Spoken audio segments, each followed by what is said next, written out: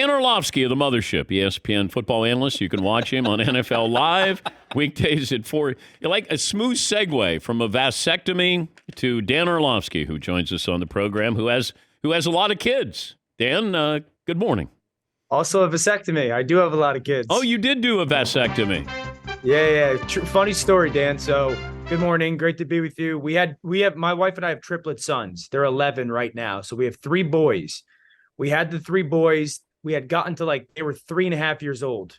Just about, you could imagine having triplets, 3.5 years, what that span of time was like. We had just traveled with them and done it easily. They had just become out of diapers, all that stuff. And I was like, yo, we made it. And my wife and I had kind of agreed, all right, we're not going to have another kid, because our big fear was a 4th boy. And then you're always the boy of the triplets. You're the brother of the triplets. And I had a vasectomy planned. We went on a trip to Napa with friends. I had a vasectomy planned for the week after. On the plane ride home, my wife's like, I don't feel good. And I jokingly go oh, you're pregnant, Long story short, she was pregnant. And so the vasectomy got delayed a year, but I finally got it done. A very potent Dan Orlovsky joining us on the program. Speaking of which, Anthony Richardson certainly came away as the combine darling here. I always get nervous when we have these combine darlings here. We fall in love with numbers here. Yeah. Are you all in on Anthony Richardson? Yeah, I have been, honestly, since the first game of his that I called in college football, Dan. I called one of his first games in college football at Florida, and I just remember being on air going, why is he not the starting quarterback? Yes. And these coaches like Dan Mullen, I have a tremendous amount of respect for with the transfer stuff that goes on in the NIL. It's such a delicate balance of trying to what quarterback. It's no longer just play the bet. I feel like they got to massage all these situations so much. So, but every game I called of his, I was always just like, this kid is so super talented. And then the more you heard about him, how intelligent he is, how hard he works, the character, all that stuff. And I just think of kind of taking a quarterback in the draft, we know is, good luck, roll the dice type of thing. If you're rolling the dice, if you're taking your chance, you're big, you're fast, you're strong, you're powerful, you're a natural thrower, you have great intelligence, you work really hard, you've got good leadership skills and good character. Where is the glaring, oh my gosh, he might fail? And I would say this about him.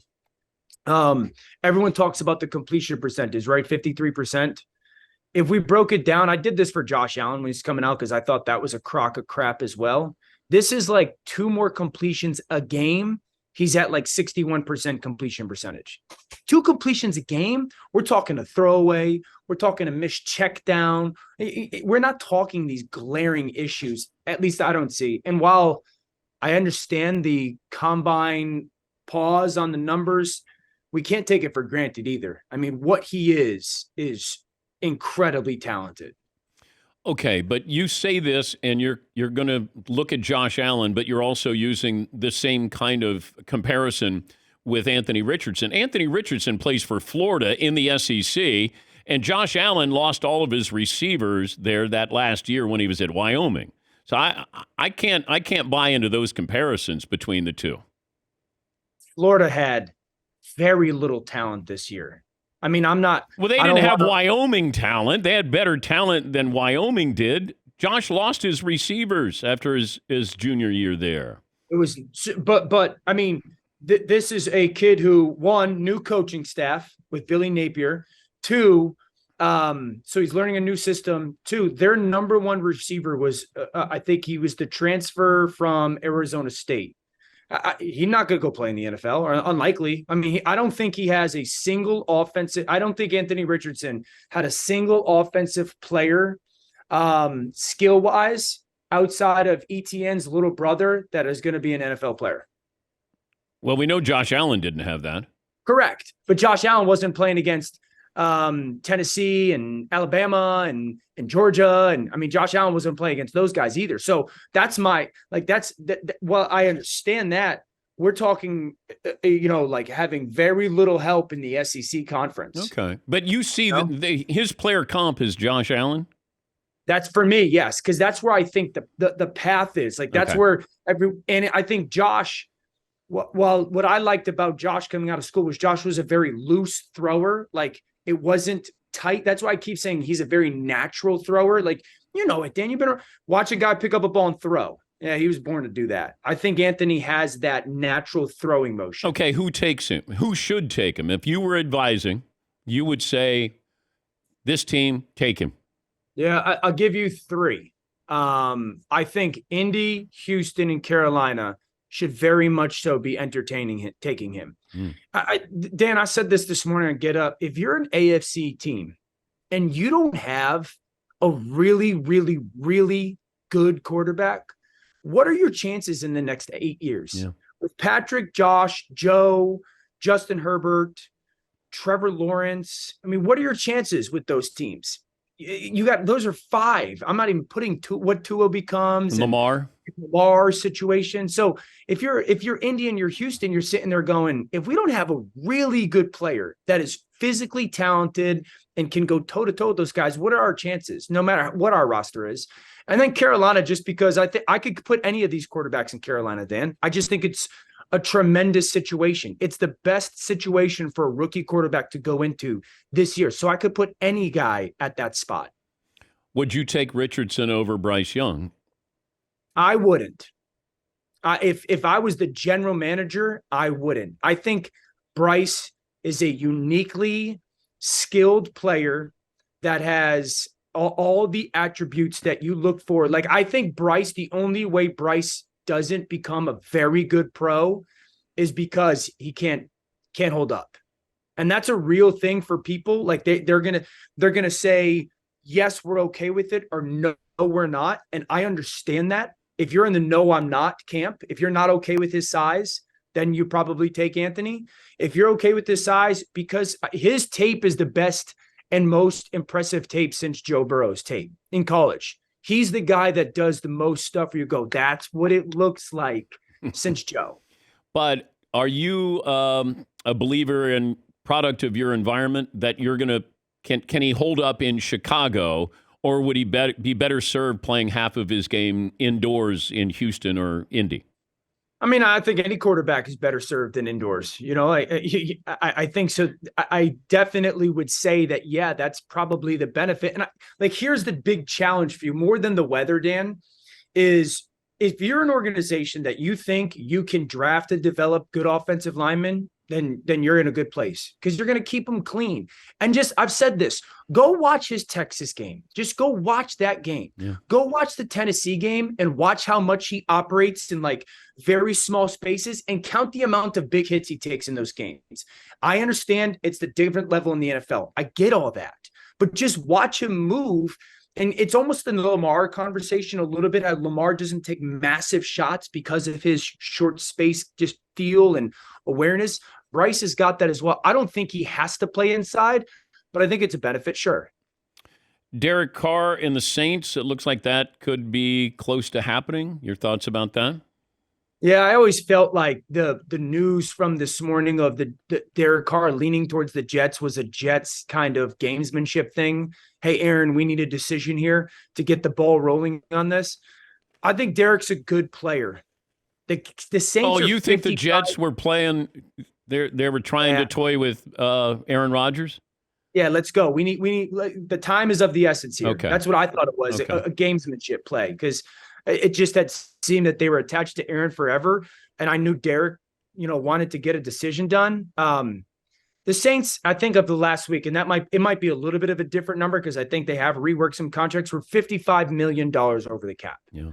So while, yes, I like Derek's fit there, what does the team look like? Because they're going to have to get rid of somebody or move money around somehow to fit his deal under there. So I just want to see what the makeup of the team is before sitting there and totally making a proclamation. But yes, the initial starting point is really good spot, very young offensive line in some spots that is talented.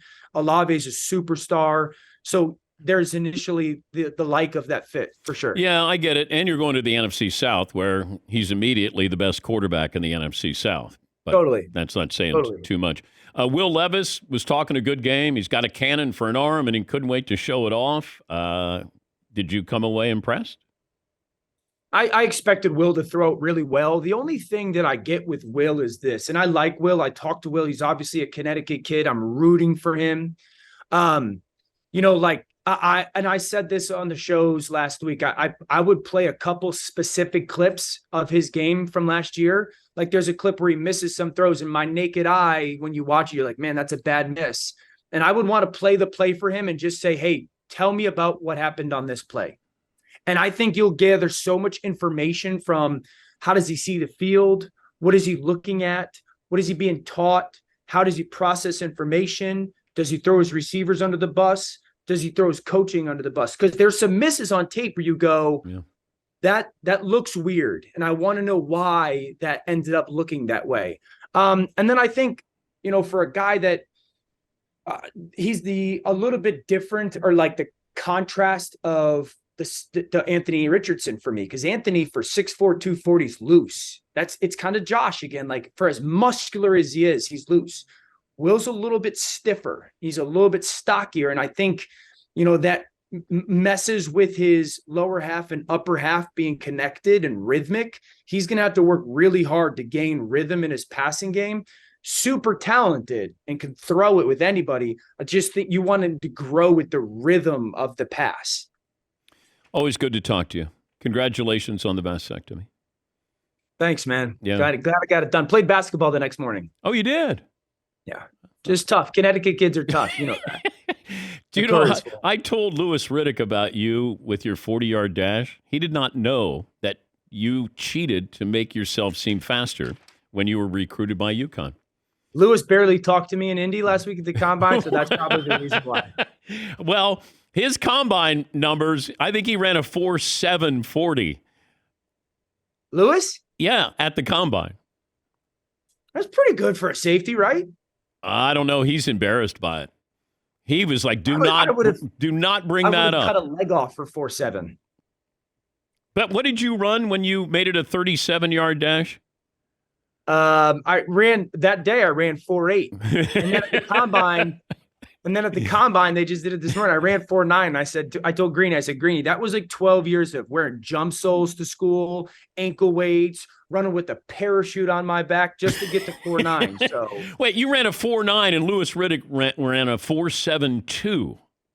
Yeah, but Louis is like 25 years older than me. Not 25, maybe 15. Sorry. Sorry, Lou. Yeah, but his time when he ran it and when you ran it. I mean, it doesn't matter. You still ran a 40-yard. Then, Basically, what we're getting to is Louis was not that much faster than me. Yes. Man, that's not going to fly with Louis that much. But you know what is so bizarre? Mina Kimes ran a 4.64. There's no way. Yeah, Mina she walk did. up the stairs. Unbelievable. Yeah, she bench pressed 225 13 times and had a vertical of 34. I mean, we make fun of Mina all the time because she's like, guys, I was such a good varsity soccer player. And we're like, yeah, cool, man. Good to talk to you. Thank you, bud. You're the best, bud. That's Dan Orlovsky. You can see him Monday through Friday, NFL Live at 4 Eastern. We'll come back. Phone calls coming up. Back after this.